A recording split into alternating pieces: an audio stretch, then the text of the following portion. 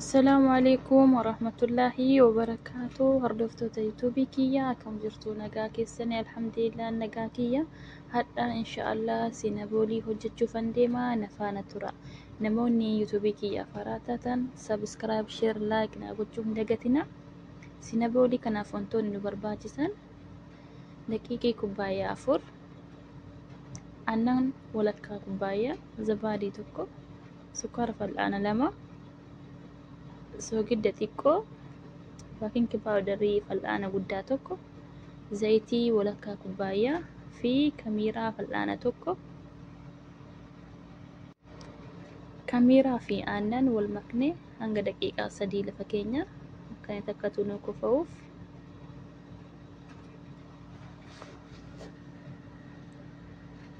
kanaan booddee baking powderii fal'aana tokkotti naqna. Sukkaara fal'aana 2 soogidda xiqqoo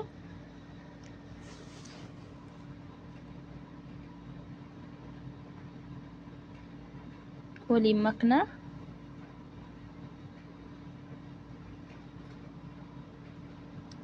Zabaadii tokko itti naqnaa. Zayitii walakkaa kubbaayyaa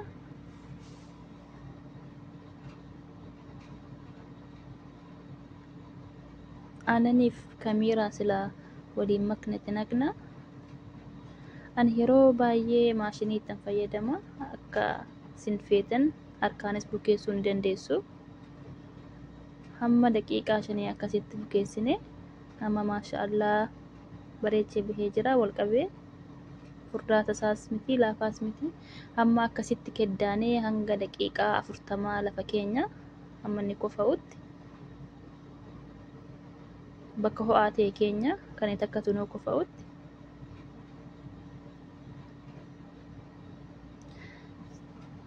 gidduu isaatiif wantoonni nu barbaachisan sukkaara bunnii kubbaayyaa tokko,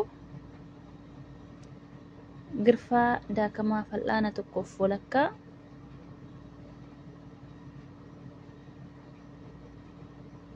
yookaan kanas fayyadamuu dandeessu. Jaayiza isaa bakkeedhaa bituu dandeessu. An garuu kanan ittiin fayyadamee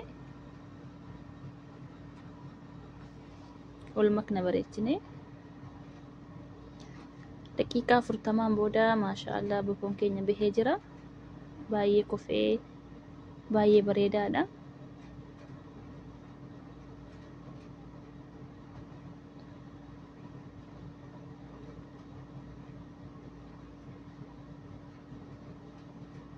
Maashaallah laafaa tasaas miti gogaa tasaas miti.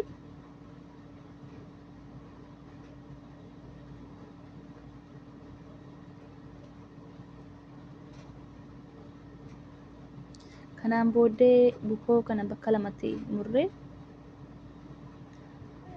daqiiqii irratti firfirsine bukoo kana bareechinee guddisnee akkasitti roga 4tti murree zibdaa yookaan dhadhaa irratti naqne akka inni sukkaaraaf girfaa qabatutti.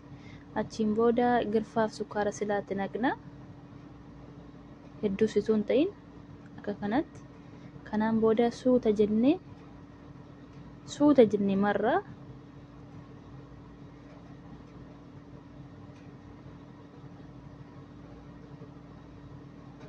akkasitti suuta jennee maraatiin deema.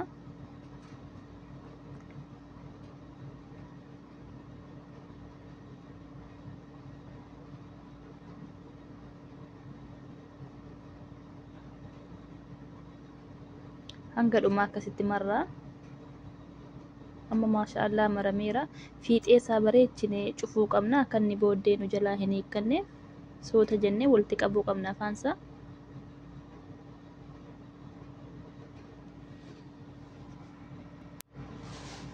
Yeroo walitti qabne kaanee quba lama keenya safaraaf akka wal hin caccaalleef tokko guddaa ta'e tokko xiqqoo akka hin taaneef akkasitti murra.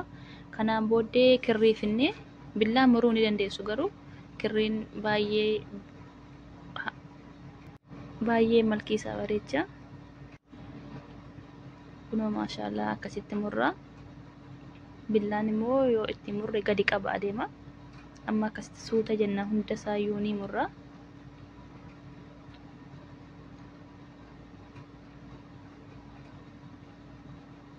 Kanaan booddee siniyyaati zibdaa dibnee akkas irra keenya daqiiqaa 5 ammas cufnee lafa keenya akka inni ammas qofa'utti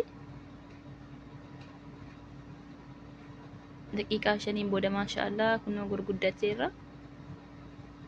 Kanaan booda firoona galchina hanga inni diimatutti. Amma maashaallah firoona keessaa yeroo baafnu diimate maashaallah laafaadha. Baay'ee bareeda. Kanaan booda haliiba nistilaa yookaan haliib jaamuus kan jedhamutti naqna. Manatti hojjechuus ni dandeessu.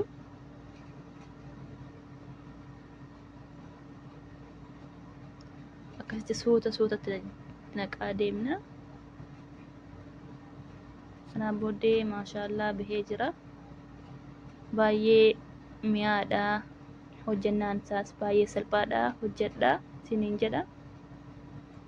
Viidiyoon kun yoo isin ajabe like, share, subscribe naa gochuu hin dagatina.